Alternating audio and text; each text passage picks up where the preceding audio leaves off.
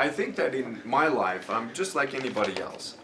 I'm not a superhero. I'm not someone who never cries or never is scared anymore. But we all go through ups and downs. And I guess what people can see in my disability is my brokenness, but also see the joy in my smile.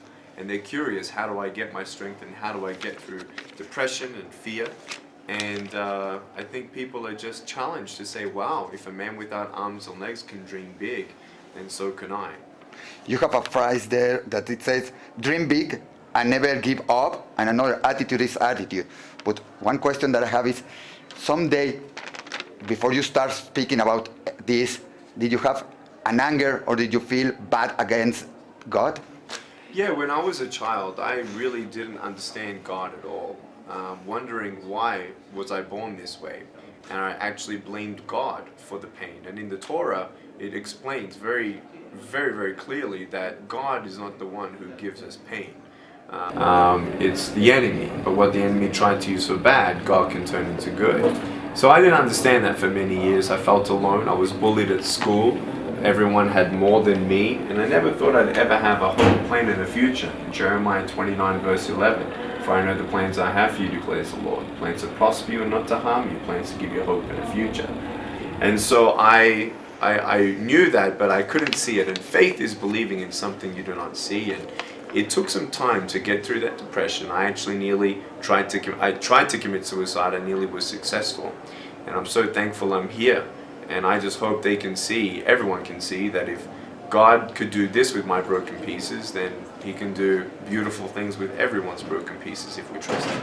You spoke about bullying. Now it's a common topic in the schools. What will anyone who's bullying someone, I want you to know that you don't know if your victim is going through a very difficult time at home. Maybe they're being abused physically, emotionally, sexually, and they're having a very hard time in life, and they feel like maybe school is the only place that they can sort of escape from their torment. Yet us teenagers, we're thinking, well, we're just having fun. No, you really affect someone's life. The tongue, you can kill someone or save someone.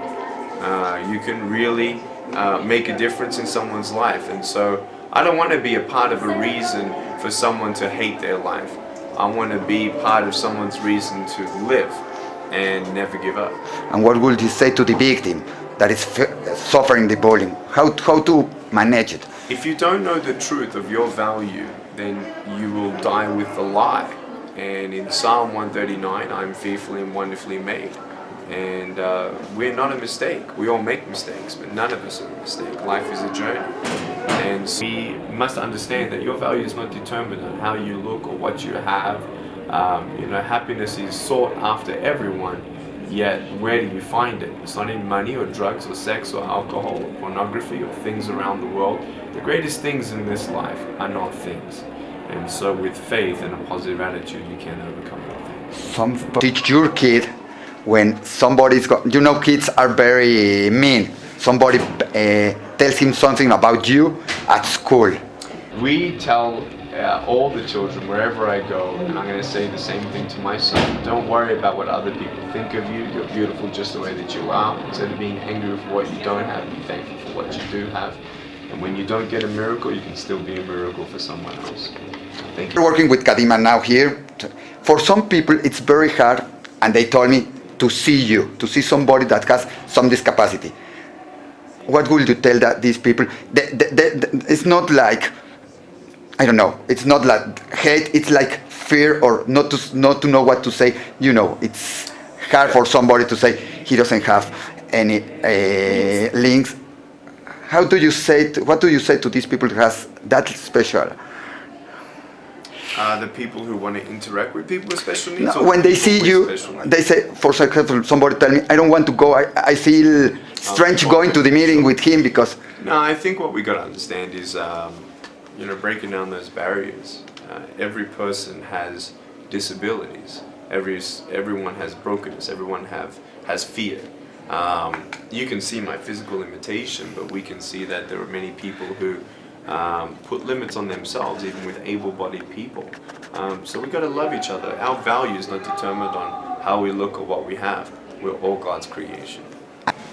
Nick, it's a pleasure having you here in Permiso. Mexico City, and we Always are want to interview you. She's very friendly. we are blessed that we have someone like you, so special to have us talk us here. Not us, because we are grown-ups, but for the teenagers, you know, they are starting, and one point and one seed that you can put in their brain right now that they are growing, they're gonna grow kind of different, kind of. So thank you very much for being here, really. Thank you very much.